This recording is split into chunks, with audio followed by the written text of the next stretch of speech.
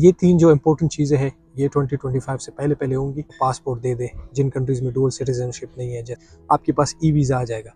देखिए, जो भी डेवलप्ड कंट्रीज़ है इंक्लूडिंग यूके, उनमें इमिग्रेशन के हवाले से आए दिन पॉलिसीज़ चेंज होती रहती है। चाहे आप उस कंट्री में हो या ना हो, ये आपको ज़रूर इफ़ेक्ट करता है। इसलिए इन चीज़ों के बारे में आपके पास अवेयरनेस होना ज़रूरी है, चाहे आप यूके आ रहे हैं या ऑलरेडी यूके में है। All these information are very crucial for you.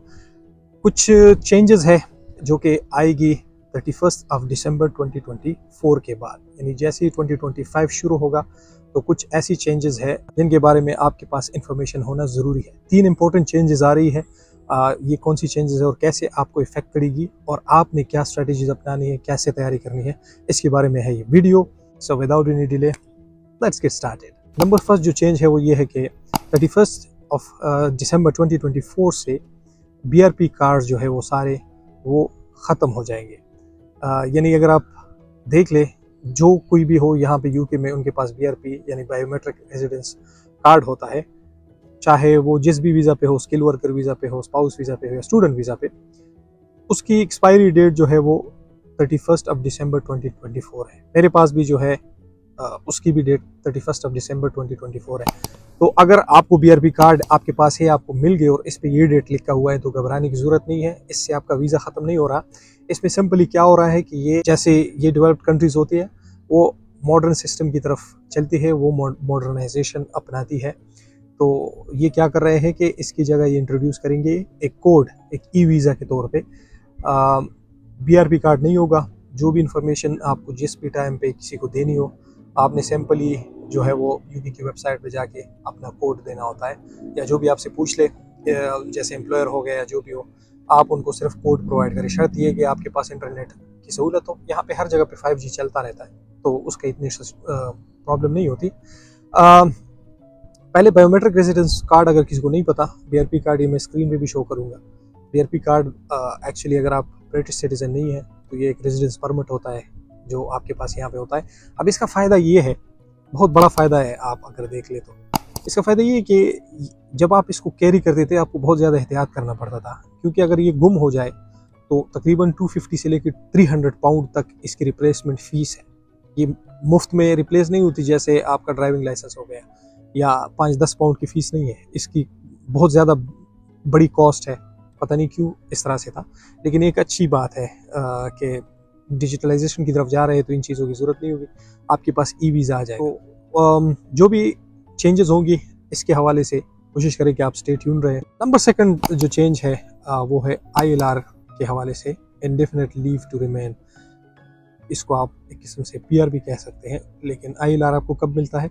जब आप वर्क वीज़ा पे या स्पाउस वीज़ा पे या डिपेंडेंट वीज़ा पे 5 साल गुजार देते हैं यहाँ पे, तो आपके पास ILR की ऑप्शन आ जाती है, इंडेफिनिट लीव टू रिमेन। ये ऑलमोस्ट सिटीजनशिप ही होती है। इसमें सिर्फ आपके पास पासपोर्ट नहीं होता, बाकी जो सारे राइट्स है, जो चीज़ें भी है, वो यहाँ के सिटीजन्स के तौर पे आपके पास होते हैं।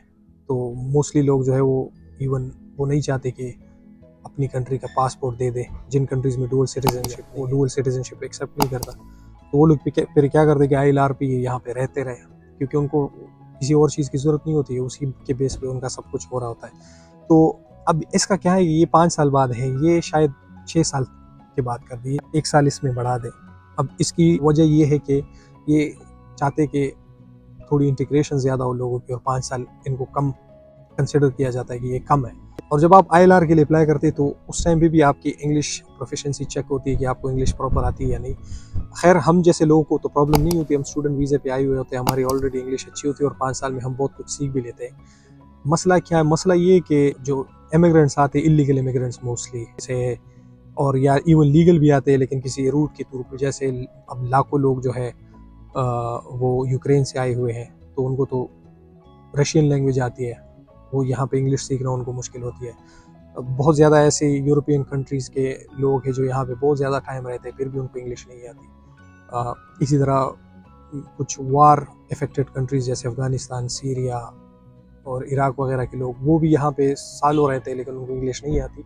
और ILR के लिए वो कोशिश कर रहे हैं कि इसकी इंग्लिश की प्रोफिशिएंसी अच्छी हो, तो वो हायर टेस्ट मार्क्स शायद इस हवाले से कर दें। और जो नंबर 3 चेंज होगा वो PR के हवाले से, यानी जिस तरह ILR है, PR दोनों ऑलमोस्ट सेम ही है, 6 साल का करने वाले हैं। तो इसमें एक न्यू इंटीग्रेशन सिस्टम लेके आ रहे हैं। इंटीग्रेशन वो ये सोचते हैं ना कि आप इवन अगर आपको पासपोर्ट चाहिए तो वो चाहते हैं कि आप ब्रिटिश वैल्यूज़ को अपनाएं, आप इस कल्चर में इंटीग्रेट हो जाएं, आप साइड में ना रहे, अपना कल्चर लेके ना चले, हर चीज़ अपने तरीके से ना लेके चले, बल्कि यहाँ की जो वैल्यूज़ है, यहाँ के जो नॉर्म्स है, तौर तरीका है, ये आपको पूरा अपनाना होगा। तो इसके लिए फिर ये क्या कर रहे हैं कि जब आपको PR मिलती है या जब आपको पासपोर्ट देते हैं तो वहाँ पे आपसे एक टेस्ट लिया जाता है, आपको कुछ चीज़ें सिखाई जाती है और एक ओथ, एक कसम ली जाती है कि आप यहाँ पे लॉयल रहेंगे और इस कंट्री को सर्व करेंगे। तो इसमें ये कोशिश कर रहे हैं कि इसमें हिस्ट्री, कल्चरल और हिस्ट्री इंक्लूड करे ताकि आपको हिस्ट्री की अवेयरनेस हो, कल्चर और पढ़ाया जाए कि यहाँ का कल्चर कैसे पहले था, आप कैसे है, और जो आपको एक अच्छा सिटीज़न बनाए कि आप सोशली जो है वो यहाँ पे कुछ कंट्रीब्यूट कर पाए। तो ये चीज़ें इनमें ला रहे हैं और ये 3 जो इम्पोर्टेंट चीज़ें हैं ये 2025 से पहले चीज़ों के बारे में आपके पास अवेयरनेस होनी चाहिए।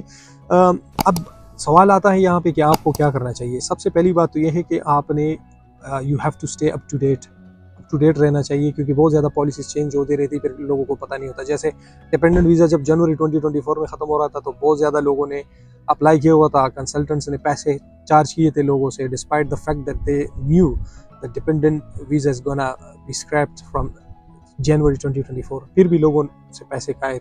लोग अपडेट ही नहीं थे, उनको पता ही नहीं था। अभी भी कुछ लोग जो है वो कहते हैं कि भाई डिपेंडेंट वीज़ा कैसे लगेगा, ये वो।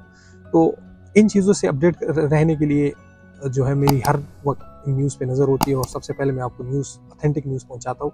तो आप इस चैनल को सब्सक्राइब करें और बेल आइकन भी प्रेस करें ताकि जो भी नई वीडियो हो, नया अपडेट हो, नई डेवलपमेंट हो, वो आपके सामने सबसे पहले पेश हो। और चीज़ ये है कि इंटीग्रेशन के लिए आपको इंग्लिश इंप्रूव करनी होगी। अब जाहिर सी बात है कि हम लोग पढ़े लिखे होते तो हमें इतना मसला नहीं होता, लेकिन उन लोगों को मसला होता है जो जैसे स्पाउस वीज़ा पे आ गया, उसकी एजुकेशन नहीं है, तो उसको चाहिए कि वो यहाँ इंग्लिश सीखे, प्रॉपर सही तरीके से बोल चाल करना सीखे।